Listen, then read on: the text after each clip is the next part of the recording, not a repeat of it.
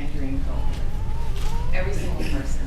And it has been a pleasure and an honor.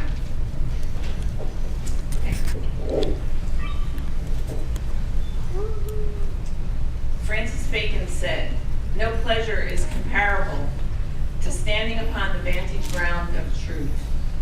The truth is, I had great expectations for my time in Antioch, as I'm sure all of you did.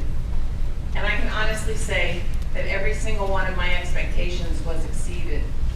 The more I put into this program, the more I got out of it.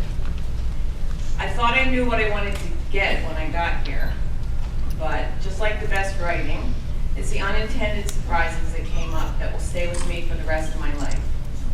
Sarah Manguso's class on literary omission, Brittany Ummergar's class on creating characters, Deborah Monroe's class on plot, and Yubi Zalkov's From Coop to Glimmer. Just to name a few. I'm sure all of you have your own list as well.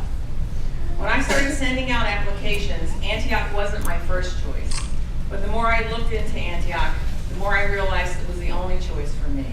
And I'm guessing that all of us Tangerines are here in large part because of Antioch's mission of literature and the pursuit of social justice, and Antioch's focus of the role of the writer in society.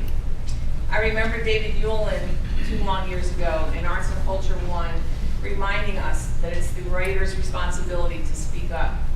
And I remember thinking to myself, try telling that to the Chinese. I came to Antioch muzzled, having lived in Shanghai for 5 years, having to watch everything I said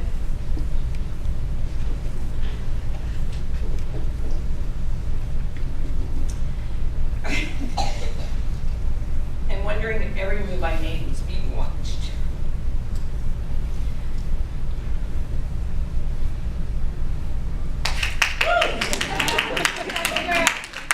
When my partner Libby and I arrived in Shanghai in 2004, China had its arms wide open.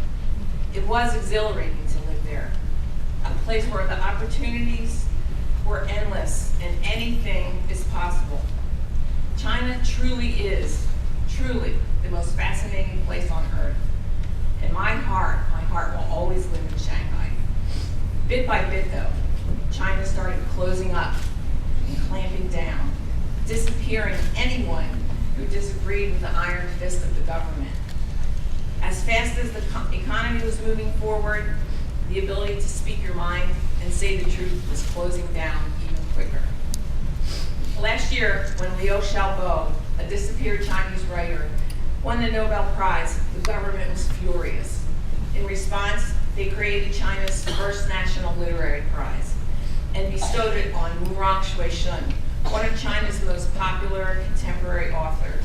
The government refused to allow Murong to deliver his acceptance speech, so he went on stage, made a zipping motion across his mouth, and sat down without saying a word.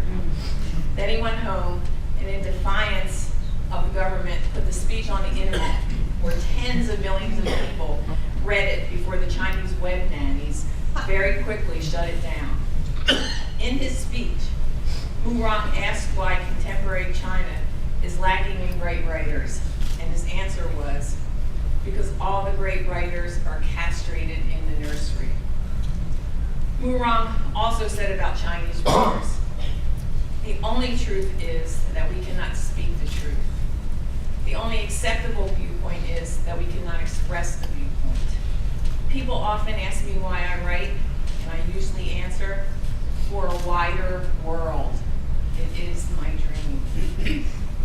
Murong's answer to the question why he writes for a wider world, and because it is his dream, I would venture to say, applies to each and every one of us in this graduating class. The difference between Murong and those of us in this room is, not only are we allowed to speak the truth, it is demanded of us.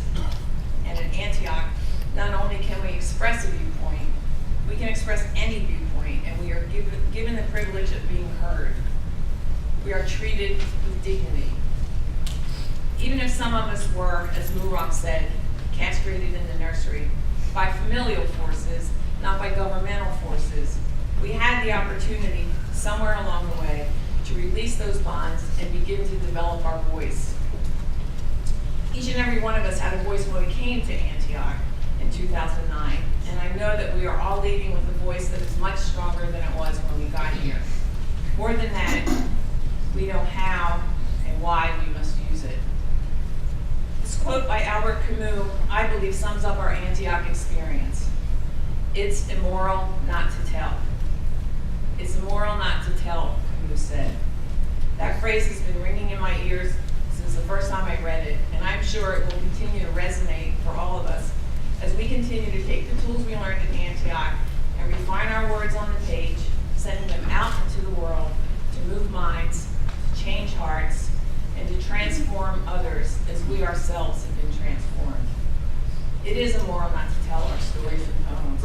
If we use Camus' words as our guide, then I believe the Tangerines are the most moral cohort Antioch ever saw. Shay, Shay. Shay!